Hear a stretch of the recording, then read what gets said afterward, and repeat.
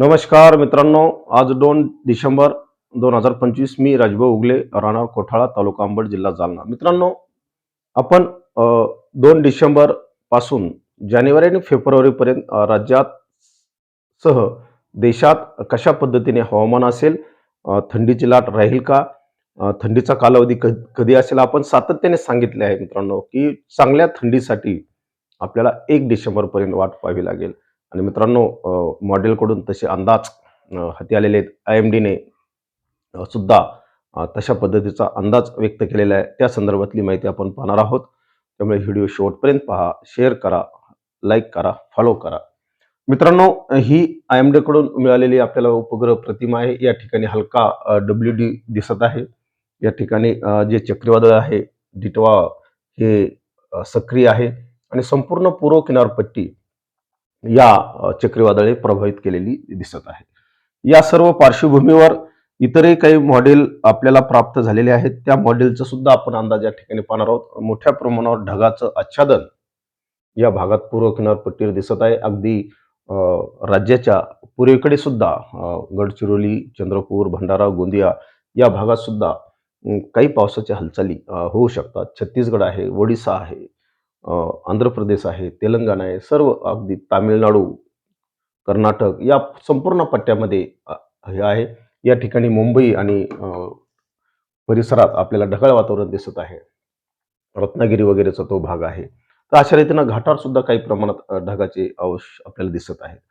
तर मित्रांनो, हे आणखी एक मॉडेल आपल्याला अंदाज देत आहे की संपूर्णपणे या चक्रीवादळ अद्यापही नष्ट झालेलं नाही. या सर्व पार्श्वभूमीवर राज्यात थंडी कशी असेल या संदर्भातला अंदाज आपल्याला IMD कडून प्राप्त झालेला आहे. मित्रांनो, या ठिकाणी निळा कलर दिसत आहे. संपूर्ण मध्य प्रदेश, अगदी पूर्व राजस्थान, उत्तर गुजरात, उत्तर महाराष्ट्र इथं फिकट निळा दिसत आहे. म्हणजे थंडीचं प्रमाण जास्त आहे, लक्षात घ्या. मध्य प्रदेश आणि महाराष्ट्राच्या उत्तर साईडला म्हणजे या ठिकाणी पर्वत श्रेणी आहे मित्रांनो. विंध्य आणि सातपुडा पर्वतरांग आहेत. या भागात जबरदस्त थंडी असणार आहे. थंडीचं प्रमाण अधिक राहणार आहे. जसं जसं आपण डार्क कलरकडे जाऊ तसं थोडंसं थंडीचं प्रमाण कमी होत जाते. परंतु एकूण निळा कलर जो आहे हा आपल्याला अधिक थंडी दर्शवतो आणि राज्यासह देशात मध्य भागात दीर्घकाळ थंडीचा हा कालावधी आहे. डिसेंबर ते जानेवारीचा हा कालखंड आहे.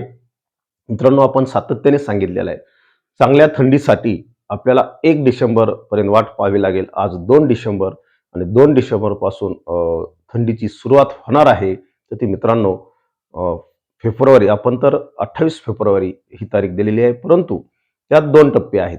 डिसेंबर ते जानेवारी या कालखंडात थंडीचं प्रमाण अधिक राहील. त्यानंतर 31 जानेवारी ते साधारणतः 28 फेब्रुवारीपर्यंत इकडली थंडी ही WD वर अवलंबून असेल. WD कसे सक्रिय होतात त्या कालखंडात ही थंडी अवलंबून असेल. परंतु मित्रांनो, 20 तारखेच्या पुढे राज्यात थंडी राहील हे मात्र आता निश्चित झालेलं आहे. हा एक अंदाज जर आपण लक्षात घेतला तर आपल्याला लक्षात येतं की संपूर्ण महाराष्ट्र थंडीच्या कचाट्यामध्ये आहे. त्याच्यामुळे थंडीपासून आता महाराष्ट्राला सुटका नाही. या कालखंडात तीव्र थंडीच्या लाटा येऊ शकतात, यात कुठेही दुमत नाही. मित्रांनो, हा एक अंदाज लक्षात घेता थंडीसाठी सतर्क राहा, सावध राहा, एवढंच या निमित्ताने सांगतो. आपले पाळीव प्राणी जे असतील, वयस्क मंडळी असेल, यांची निश्चित काळजी घ्या. आपल्या पिकाची काळजी घ्या. मित्रांनो, आपण एका ठिकाणी सांगितले होते की आपल्याला द्राक्ष बागायतदारांना शेकोट्या करावे लागतील. उत्तर महाराष्ट्रातल्या काही बहुतांश ठिकाणी तापमान हे 6 अंश ते 10 अंशाच्या दरम्यान राहण्याची शक्यता आहे. बहुतांश ठिकाणी या कालखंडात या भागातल्या लोकांना मोठ्या प्रमाणावर थंडीचा सामना करावा लागणार आहे. त्यामुळे केळीसारख्या रोगावर करपा येऊ शकतो, द्राक्ष पिकाची हानी होऊ शकते, भाजीपाला पिकावर मोठ्या प्रमाणावर अटॅक येऊ शकतो. म्हणजे जास्त थंडी सुद्धा त्या भाजीपाल्याला सहन होत नाही. या सर्व गोष्टीवर निश्चित थंडीचा सुद्धा विपरीत परिणाम होणार आहे. थंडी काही पिकासाठी निश्चित पोषक असते, परंतु अतिथंडी ही निश्चितच पिकासाठी घातक असते. म्हणून हा सर्व अंदाज लक्षात घेता योग्य खबरदारी घ्यावी एवढीच विनंती या निमित्ताने करतो आणि थांबतो. धन्यवाद मित्रांनो.